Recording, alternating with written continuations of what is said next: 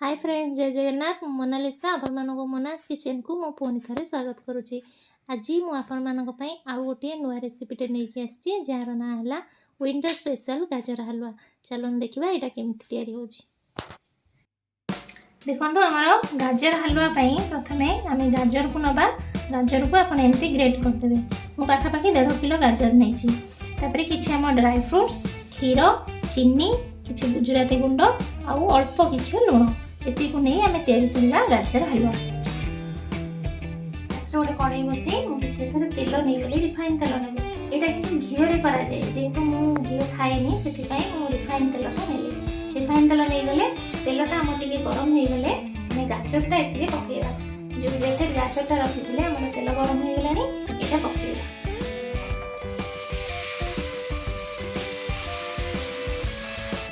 देखो आम गाजरटा को भल भाव भाजा। देखिए गाजरटा को भाजला आपंकर गोटे गाजर गोटे बढ़िया स्मेल आसो से पर्यटन आप यहाँ तेल में भाजे जानवे से बास्नाटा आसले आप जानवे आप गाजरटा भल गोटे भाजीगला। देखो गाजरटा आमर आउ 5 से 7 मिनट लगे भाजी आम यहाँ को भल भाव भाजीदे। देखो गाजर हलवा तो किए केते प्रकार करुवे कि एमती प्रोसेस करुँची यहाँ को आपण मैंने घरे ट्राए करेंगे आउ मत कमेंट भी जनइबे आपण मैंने भी कौ प्रोसेस करुँच मत भी कमेंट करेंगे। देखो आम गाजरटा बढ़िया भाई भाजी होगला। एवं आम ये क्षीरटा आड करवा। देखो तो मुझे 1.5 किलो गाजर नहीं से भाजला हाफ लिटर क्षीर यूज कर यूज करवा फुटा छाड़ा। देखो आमर ए क्षीरटा मुझे आड कर देची आमर यहाँ भल भाव फुटुची। ये क्षीरटा माने आपन टिके जो मरिबा जाए क्षीरटा कमिबा जाए आपन एटा को वेट करेंगे। आ गैसटा हाई फ्लेम रे देबे जेहेतु आमर गाजरटा भल भाव भाजी देचे तेणु यहाँ सीझा को आउ टाइम टेकिंग नबनी। गैसटा हाई फ्लेम देबे आ यहाँ को एमती भाजुथे। क्षीरटा आम जो कमी आसो आम ए चीनी आड करवा। देखो आमर ए क्षीरटा पूरा मरीगला एवं आम ए चीनी आड करवा।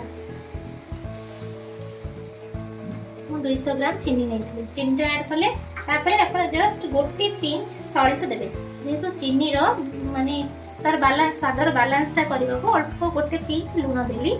तापरे आमे गुजराती गुंड भी ए समय रे आपण दे देबे। तापरे एबे एटा को आमे घांटीबा। चीनीटा पड़िला परे एटा टिके एतरो पानी छाड़े तेन गैसटा हाई फ्लेम रे रखिथिबे।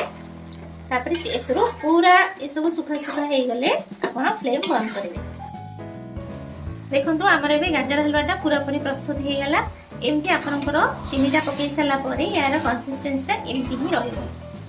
एटा हमर हो गला। एबे आम एथिरे ड्राई फ्रूट्स जहाँ रखिछे ऐड कर देबा। तापर आपण गैस बंद कर देबे। एटा एबे हमर प्रस्तुत हो गला। आको एबे सर्व करबा। देखो आमर गाजर हलवाटी पूरा पूरी प्रस्तुत हो गला। मो पाखे किसी डालिम मंजी था एमती सजई देची। आपण मैंने भी जी ड्राई फ्रूट्स चाहिए भी सजैकी यहाँ को आप खाईपारे। यहाँ को आप घरे निश्चिंत करेंगे और मत कमेंट जनइबे आपको मो रेसिपीटी केमती लगिला।